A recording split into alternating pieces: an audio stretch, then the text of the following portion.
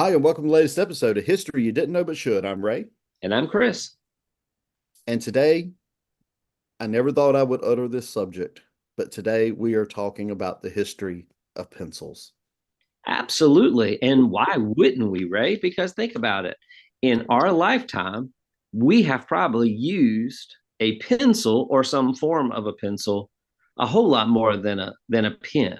And pencils have a unique history. And I remember when we were taking these SATs and what people are taking now, the ACTs for college admissions, they would always say you had to use a number two pencil. And I would always think, why number two? Why not number one, number three, number 10, whatever? And so, Ray, history you didn't know but should. We need to understand why did we need to use a number two pencil? And there's some pretty interesting facts about the history of pencils. And so it actually kind of goes back, if you think about it, it's a form of technology Yeah, because long before the pencil, they had to use their fingers or they had to use a stick or rocks. something or rocks. And, and I remember when I was coming along, I was a chewer.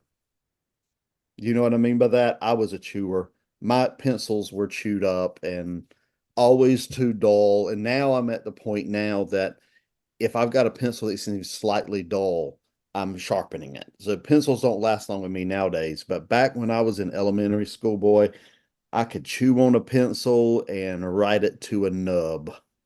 You'd chew on a pencil and then you'd hand it off to a friend who needed a pencil. Can you Mhm. imagine how many And then jobs? they would chew on the pencil. Yeah. Think about how the just where we are in today's society, where you wear masks, and back Yeah. then you're chewing on pencils. And I don't know, but before we scare off all of our listeners as they think about you meticulously chewing on a pencil, I'm kind of, yes, this is the topic I brought to the table today. And the reason I brought it to the table is because when I was looking in possibly doing a trip or going somewhere in the summer, I came across a place that's known as Shelbyville, Tennessee. And what struck me is that Shelbyville, Tennessee, is known as the Pencil City. And Shelbyville is about 60 miles south of Nashville. And it's known as the Pencil City because at one time, the majority of all pencils that were made in the United States of America were made right there in Tennessee. And so, right? Think about it. Students today, we always say, get out a pencil, or a pen, but a Mhm. pencil is a very valuable instrument because, Ray, what can you do with a pencil that you cannot do with a pen? You can erase it. You can erase it. And so here we go, the history of the pencil. And Ray, if we really think about the history of a pencil, what we come to find out is that it goes back a long time. I mean, some people will say that it goes all the way back to even the Romans, and with the Romans using what was basically known as, how interesting is this, a writing instrument that was known as a stylus. Yeah. And we kind of use these computer pencils, if you will. They are now called stylus. So we're kind of going back. Yeah, and if you think about all the things throughout history that people have used to write with, whether you're talking about different types of stone, I guess it would be like chalk. We talk about, the quills and the feathers and all these things people have used to write with throughout history. But one of those things, as you said, Chris, is the pencil. And the pencil um really evolved over time. Was doing research for this, trying to figure out who invented the pencil. There is no real inventor of the pencil. The pencil's one of these things that just sort of over time grew into what it is today. It started as literally, I guess you would talk about a piece of um We actually used lead before you even get lead, to, yeah, that's yeah. the word I was going for. And it would be wrapped in string, or it would be wrapped in sheepskin or something, or sometimes it wasn't even wrapped at all. Yeah, and so you've got all of this lead that is being used, and everybody talks about lead today, and we Hmm. talk about how dangerous lead is and things. But what really starts to happen is you start seeing this huge upheaval in the history of pencils as we're talking about it in 1564, and that is in England. They found this huge quarry, if you will, or this very high quality deposit of graphite in England. And they said, oh my gracious, we can do so much more with graphite than we can with lead. And so graphite basically begins to be the replacement to lead. And we start seeing all pencils being made with graphite. And one of the reasons that people were using graphite is they noticed that you could actually write with a darker line with the graphite than you could with the lead. And also it was more erasable with the graphite than the lead. Yeah, one of the things I found interesting is that as things move along, it was Nuremberg, Germany, where you start seeing the first mass production of pencils in 1662. They began mass producing pencils there in Nuremberg. And that's just fascinating to me that, you know, it's moving pretty quickly here, the evolution of the pencil, because it's about 100 years from the discovery of that quarry there in England to mass producing these pencils in 1662. And of course, it's going to cross the Atlantic Ocean and come over to the Americas. And initially, as you know, they're going to be selling pencils into the colonies. But eventually, of course, the war for American independence, the revolution, is going to interrupt that trade. It's going to interrupt the pencils flowing in the United States into the colonies. So the colonies had to get into the business themselves. And that, Chris, is where you get into the Southeast United States, where many, until really going up until relatively recently, many pencils were produced. They were produced right here in the southeastern United States, and it sort of moved off to California. And now, you know, I think it's like you said, I think it was off air. A lot of them are made in China now, but for a long time, many pencils were produced here in the southeastern United States because of the wood that they could get here. And one of the things that's interesting is kind of backtracking just a little bit to this guy who basically was very good at kind of creating this thing. And Ray, his name was Nicolas Jacques Conte. And what is interesting about Conte is they have this graphite. So they found all this graphite and they're like, oh, this is going to easily replace lead. But they were using all the graphite up and to make pencils. And so if you use it all up and you can't find more graphite to be able to use, you know, you're going to run out and then you're going to have another problem. And so what he decides to do is he's able to devise this recipe in which he makes a stronger pencil, lead or graphite, if you will, but he does it by mixing this like paste, which it's used a kiln, he's got some clay, he's got some graphite, but he's mixing this recipe up, which causes less graphite to be used, which allows for more distribution of the pencils. And what is interesting, as you said, is yes, it starts making its way all the way into southeastern the United States, especially in Tennessee. And the reason for that is because they were drawn to these eastern red cedar trees. That is what they had there in Tennessee, and those were very durable. They were slow growing trees that allowed them to get plenty of material to be able to make the wood from. But Ray, you still have that problem with graphite. You can, as we all know, a pencil without, we still call it lead today, but a pencil without graphite does you no good. You have to have that graphite to go along with the actual wood. Yeah, a pencil without graphite is just a piece of wood. That is my philosophical observation for the day. That's very, very deep, and I would suggest you write it down with a number 2 pencil, because that way it is pretty erasable. That, you know, in 100 years, philosophy teachers will be dissecting my statement there. They will dissecting it, because look at what podcasts have become today. Anybody can have a podcast. Ray, chapter 1, verse 1, clause 1. That's a pencil without graphite is just a piece of wood. But it's true. I mean, it is true. A pencil without graphite is a It's just a piece of wood. And let me ask you a question, Chris. I know you've done some looking into this. At least I hope you have. Why number two? We're Yeah, talking so about graphite and lead, and why number two? What makes number two special? what makes number two special is because there really is a scientific approach to that. And Ray, you can actually go and there's a graph that's online that talks about the density of the graphite that is in the number two pencil. And as I was doing the research, what I discovered is that the most important thing about the number two pencil is because it refers to the hardness of the graphite core.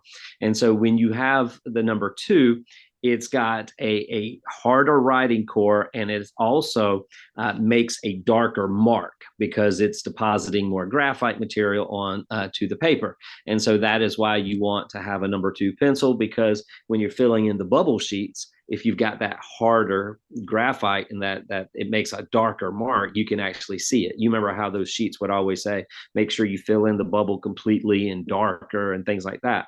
Anything beyond, and the way that it goes is the lighter the number, the lighter the marking. There's you can go up to like a number 8 type of pencil, which is like a basically a crayon, a black crayon, if you will. It's very, very dark.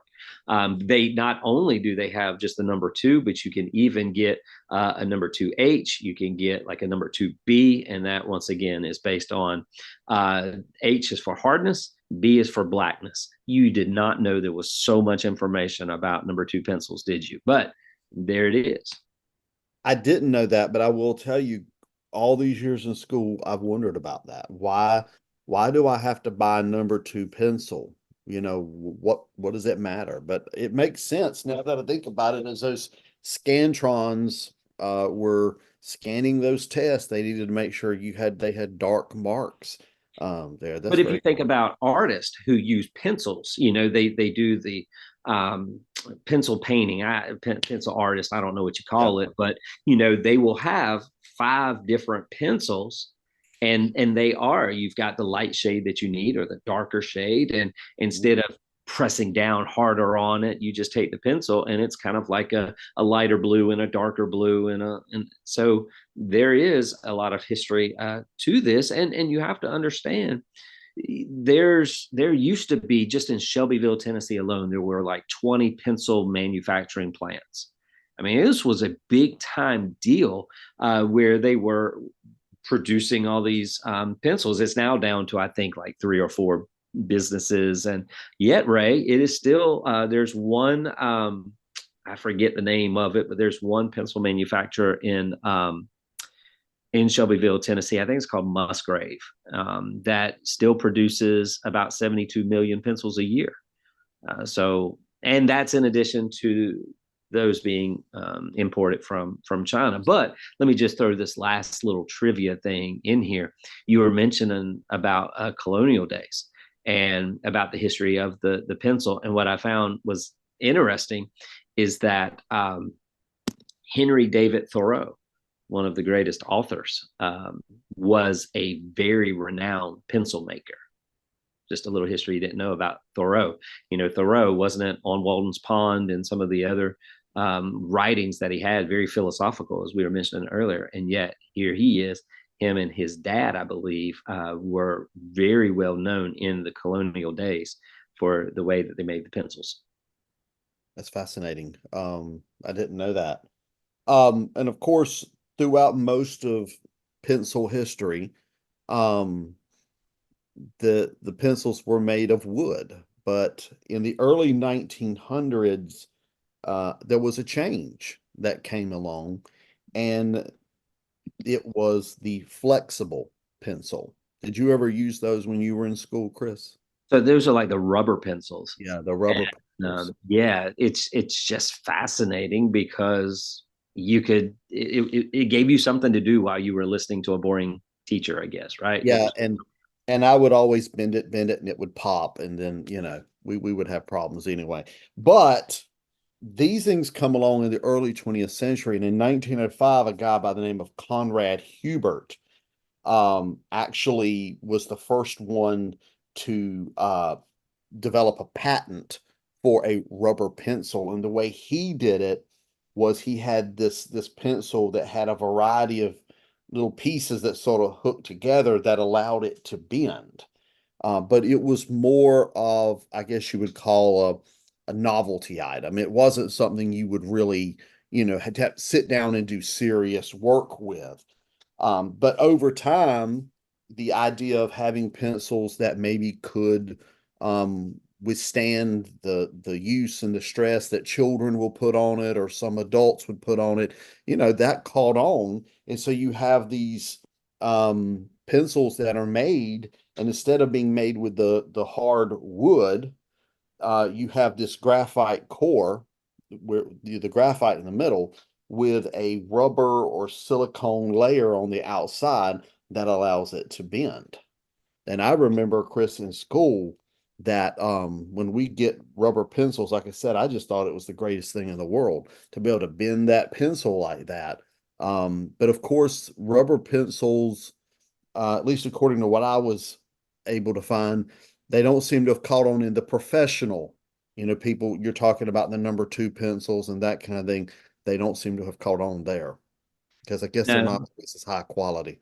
Yeah, and the other thing we were always told as young kids too, not to stab ourselves with a pencil because it had lead in it. Yeah. And so there's one of those kind of false things because a shift had already taken place. We had moved away from lead into graphite, but I remember making sure you didn't stab yourself with a pencil and you got lead in you and all Mhm. these things. But there's one final question that I think that our listeners are just wanting to know about the pencil, and that is, why are the majority of pencils that we use today, why are they yellow? And there's a fascinating history behind that also. Yeah, I don't know. So let us fill in our listeners with the beautiful aspect of why a pencil is yellow.